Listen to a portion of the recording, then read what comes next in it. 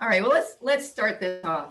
Hi there, my name is Tracy Kootenay, and I am the head of the Smart Renewables and Electrification Pathways program. It's definitely an honor to be there. Also, I want to first, right off the bat, say that that I've got a great team with me here today. I won't be the main presenter, and we are really looking forward to hearing feedback. And first of all, we've got at this point. We've just hit 80 attendees on this webinar, and now we're beyond that.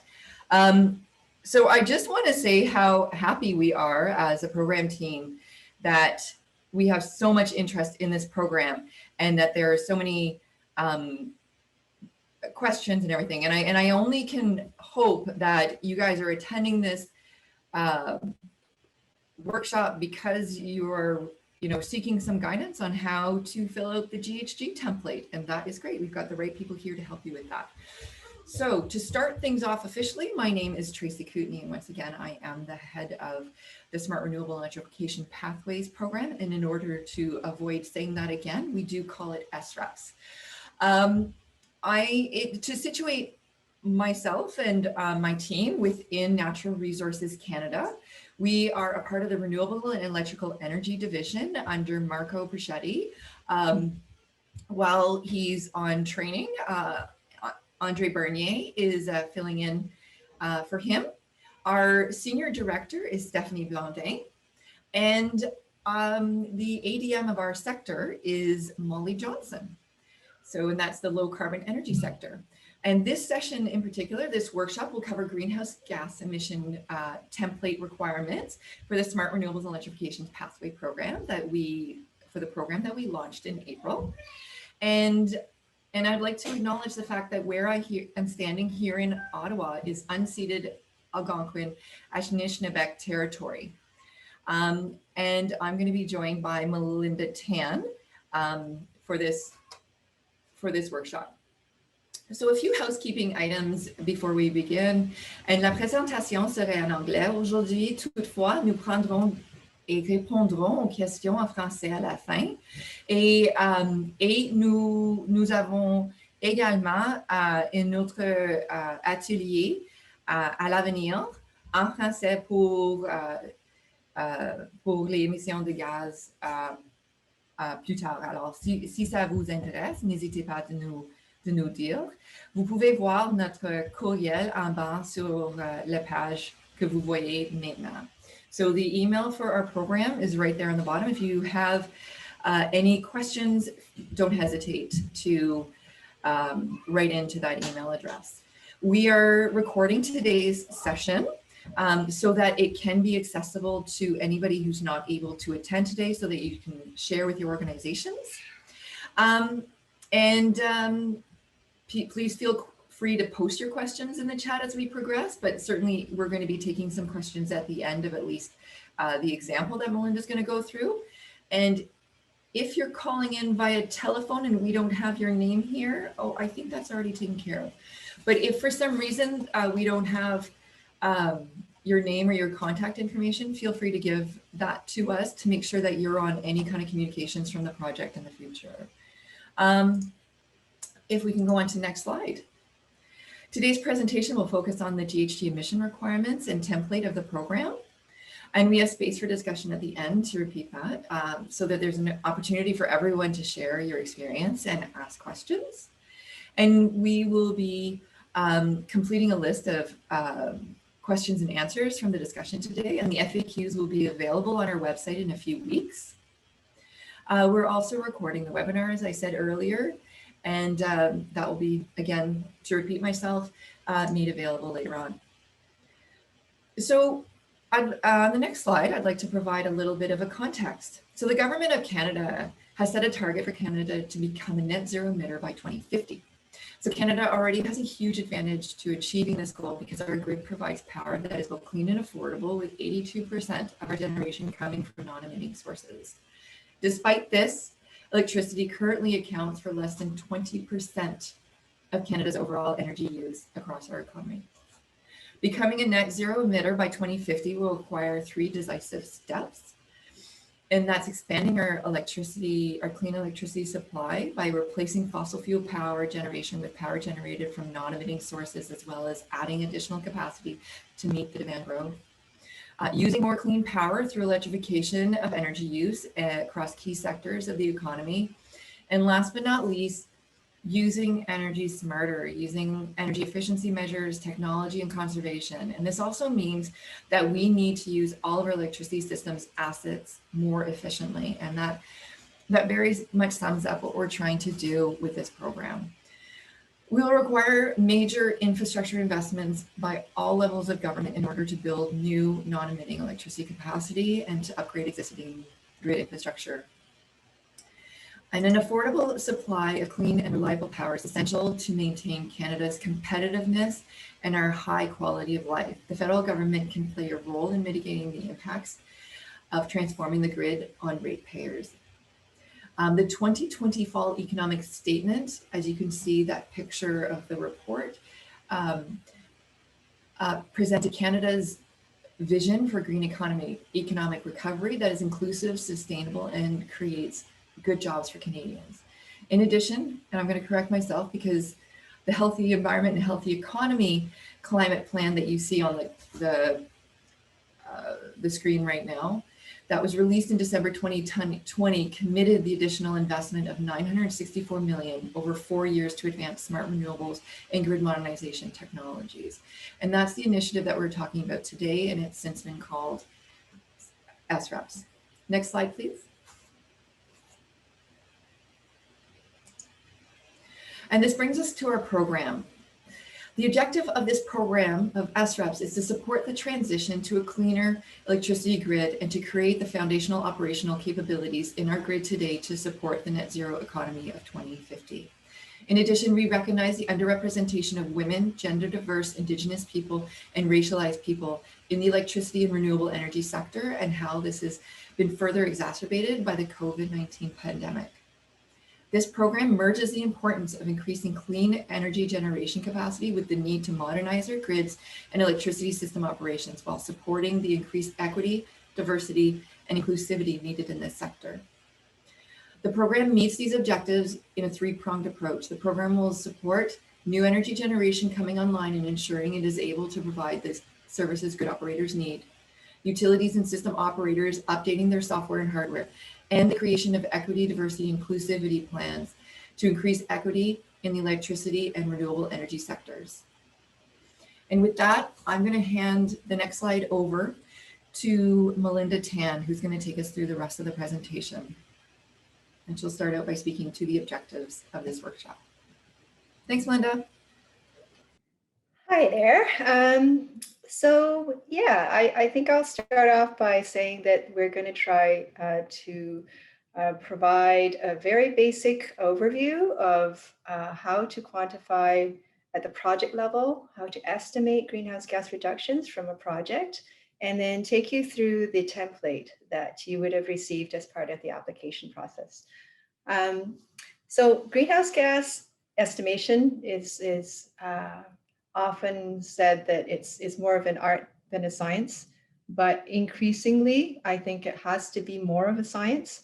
And especially for SREPS and other programs that NRCan is managing, greenhouse gas, those programs with greenhouse gas reduction as an objective need to be more accountable, and the estimates need to be more defensible.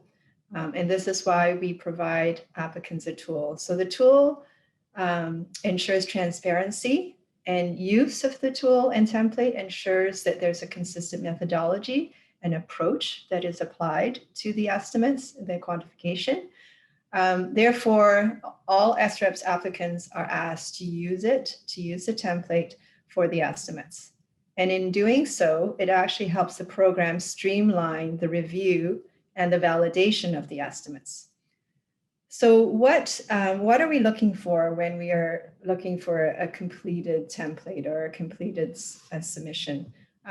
We're looking for things like, are the assumptions reasonable?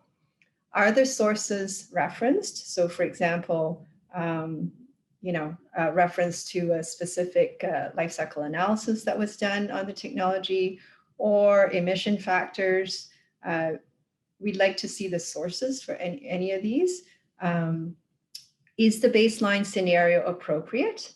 And finally, does the project clearly lead to emissions reductions, given that GHG reduction is one of the program's priorities? Next slide, please. And then on to the definitions, please. So just starting with a few simple definitions. Greenhouse gas, everyone knows, is a gas. It is a gaseous constituent of the atmosphere, and it occurs both naturally and anthropogenically.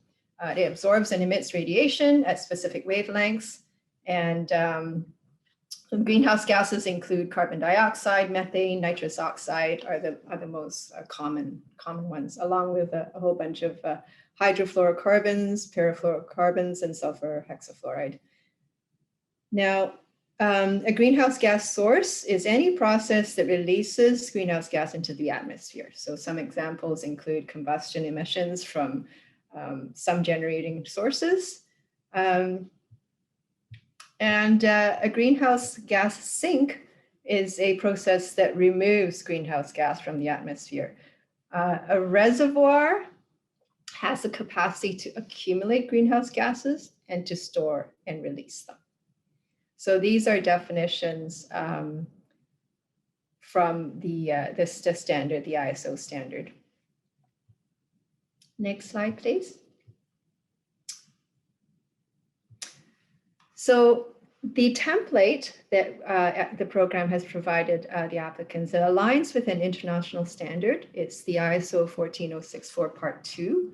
And the standard specifies requirements and processes for project level greenhouse gas quantification, monitoring, and reporting. There's also another standard, and it's called the GHG Protocol for Project Accounting. And that was developed through a partnership between the World Resources Institute and the World Business Council for Sustainable Development. It also provides specific principles, concepts, and methods for quantifying and reporting greenhouse gas reductions from projects. Now, both prescribe the same approach. They do use slightly different terminology. However, the approach is the same. And the approach is that emissions reduction must be quantified relative to a forward-looking counterfactual baseline scenario. Next slide, please. So the template lays out the quantification methodology as follows. Describe the project, identify the greenhouse gas sources and sinks, then describe the baseline and identify the greenhouse gas sources and sinks. And then finally, set the boundary within which you will estimate and quantify, and you determine which sources and sinks to include or exclude in your quantification. The project description should include all the parameters that will be considered for the quantification. So, for example, if it's a grid-connected renewable generation project, it should describe the type of technology, the size of the system, the expected capacity factor, the year that it will be commissioned. And if there's a battery storage system associated with that, there should be a the use case. What will the battery system, what function will it perform in this system? In terms of the baseline, this is really the more challenging aspect of it, really. And there, I guess it should be characterized, and it should be the most appropriate and conservative baseline scenario. So the baseline scenario is a hypothetical reference case for what would have happened in the absence of the project. Sometimes it can be business as usual or the current practice, but it's not always the case. It's worth considering what is the best available alternative. And because the emissions reduction is relative to the baseline, it's important to ensure that it's functionally equivalent to the project. which means it provides the same function as a project. So a good example is switching from one generation source to another. It should produce the same amount of power. Power times time. Now the baseline can be either static or it can be dynamic. A dynamic baseline is one that could change over time due to certain conditions. And an example would be the electricity grid. Conditions could be the taking coal plants off the grid. So the decommissioning of coal facilities on a grid would change the emission factor of a grid and would therefore change the baseline over time. Next slide, please. So here's a screenshot of a part of the template, which you've probably seen. And it really provides a bit of guidance here on where to set the boundary.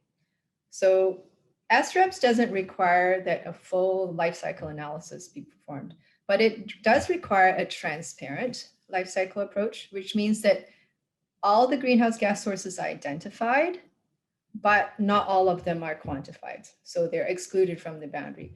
In this case, we've suggested that one-time effects, so those that occur only once in the life of a project, such as construction and then deconstruction or decommissioning, those we've suggested that they are excluded from the quantification boundary. They are typically difficult to quantify, but more importantly for renewable generation, when amortized over the life of the project, they're not material or they're not significant in terms of contributing to the greenhouse gases. Next slide, please. Similar to the project, the baseline, we've also suggested that the one-time emissions be excluded, both from before and after. So the focus would be on, next slide, please. Focus would be on identifying the greenhouse gas sources during the project operation or during the baseline operation under one or more of the domains that were listed previously.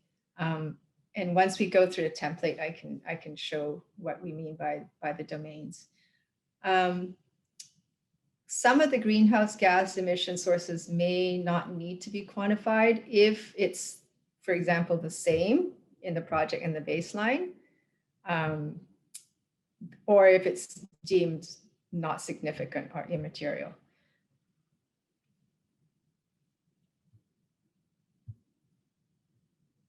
Next slide, please. So in calculating the greenhouse gas impact of each of those sources, this approach is most commonly used, which is an emission factor approach.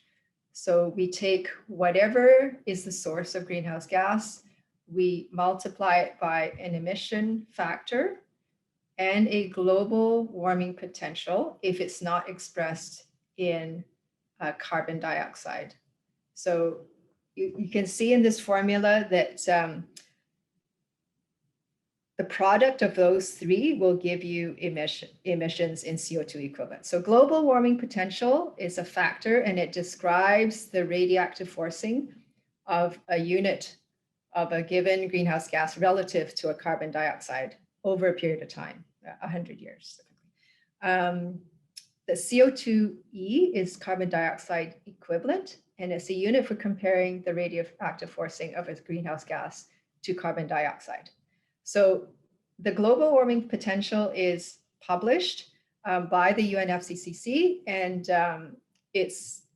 you'll see it mostly for methane and nitrous oxide, and you will need the global warming potential to convert methane to carbon dioxide equivalent or nitrous oxide to carbon dioxide equivalent. And I think that's it. So I think this is a good time for us to share the template, and I'm going to, I hope this is going to work. Okay.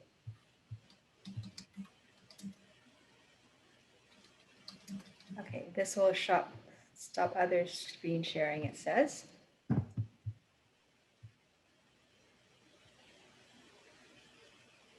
All right, let me know when someone can see this. We can see it, Melinda. Okay, cool. Thank you. So here's the template. Some of you may be already familiar with it if you've already tried to put an application in or made an attempt at this. First of all, I like to say that this is where we start. So I realize there are many tabs to this sort of workbook, but the introduction is where I suggest you start because it lays out where everything is. There are essentially two reference worksheets, two reference tabs. One is simply a definition of some standard greenhouse gas terminology, and the other is where the emission factors are. So maybe I'll just flip to those. And here, I'm going to answer two of those questions that someone had posed. So the first is, the grid emission factors by province. So here you'll see the grid emission factors by province and by year. And then second is the global warming potential. So both of them are here. And there's also, as you can see, other reference sources that we've provided. And these are the emission factors that are actually in the template. The challenge is with having emission factors incorporated into a template like this is they often have to be updated. Not that emission factors change that often, but we do try to make sure that it references. So we usually use the national inventory that Canada, I guess, reports on, and that is updated biannually, I believe. So, so let's go back to this tab. Now there are 4 worksheets within this template, and I suggest going through it, starting with the first one, and then moving on to the second and third tabs. So the first one lays out the methodology, and it asks you to define the project, define the baseline, identify all the sources and sinks, and then define the boundaries where you're going to quantify. 1A is something that we added for the purposes of sort of smart grid projects, and I will explain why later. Calculations is where you perform your calculations, and then summary is where you add up all the numbers and you get the end results. So let's start with the methodology. Here you'll see, this is familiar. You've seen this in the presentation, the actual approach. Here you'll see an example where we've said that, this is a wind generation project and it includes storage. We've said where it's located, which is an important thing to identify, because it is going to be grid connected. So that would mean you'll be using a specific emission factor for the grid. It's a 5 megawatts of wind with 750 kilowatts of battery. And the average capacity factor is 37%. I'm sorry, I think it's actually cut off at the end. But essentially, when wind is available and electricity market prices are low, the battery will be charged. And during times of lower wind availability or higher prices, the battery will be discharged. So that's sort of the use case for the battery.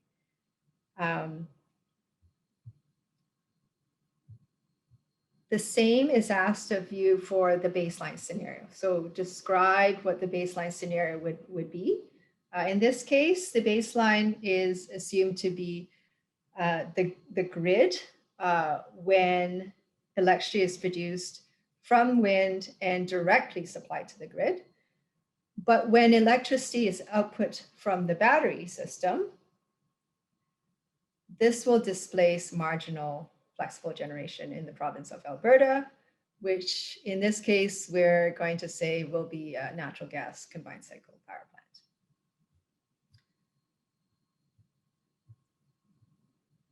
Here we have sort of determined a sort of domains or where your project will be in the whole electricity system. So is it going to be new bulk generation, or is it going to be DERs? And we've done this so that we can help guide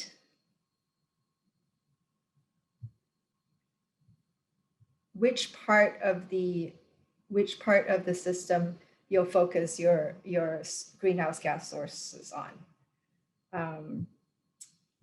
And you'll see that we've excluded the one-time emissions. So from commissioning and decommissioning, they've been excluded. We've done the same thing for the baseline as well. And here is a graphical representation of which usually helps for us to sort of picture what's happening. So the gray is what we've excluded, and this is our boundary. So when the project is in operation, we've excluded the one time. Same thing with the baseline. I mean, typically you would not exclude it from the project and not the baseline, vice versa. So if you're going to exclude one time, you do it for both cases so that you're comparing apples to apples. So in the second tab, so 1A, this is where you would identify the sources for both the project and the baseline.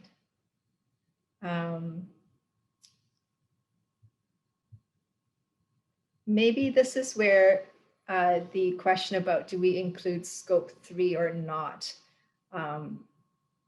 So direct project emissions is really where we'd like to see most of the focus on. However, if there's what you're calling scope 3 or sort of enabled emissions reductions. So one example would be if there is energy software management system, that could fall under enabled reductions. This is where you could indicate that it's enabled by the project, which is really what scope 3 is about.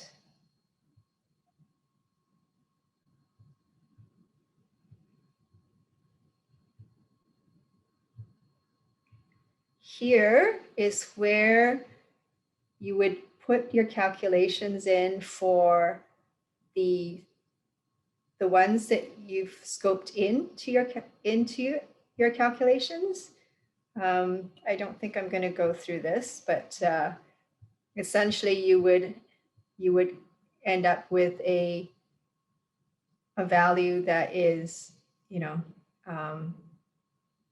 CO2, some value of CO2 per year. It's usually done on a per year basis. And that value would be put into the summary table. And this will automatically calculate the difference between your project and baseline emissions. So then you get emissions reduction here.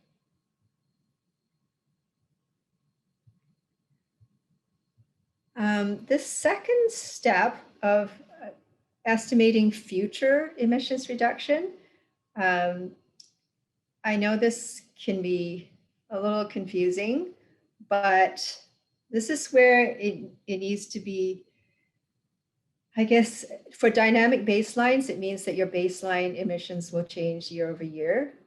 But I guess we'll leave it up to you to decide if there is a significant impact on the overall. In this case, Alberta's grid emissions will change over the 10-year period, but it was determined that it would only have a fairly small impact on the annual emissions reduction. So the assumption was that we'll just leave it the same. But you need to enter the year that the project is commissioned, as well as the number of years that the project will be in operation, which is beyond 25.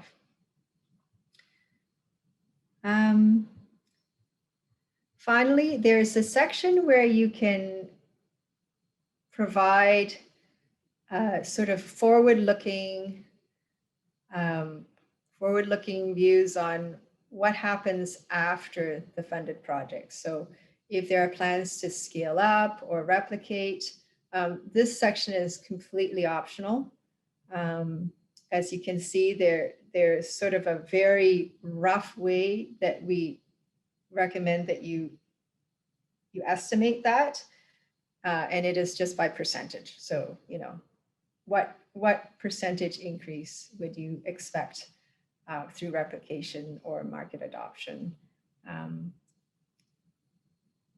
you would fill out the table here.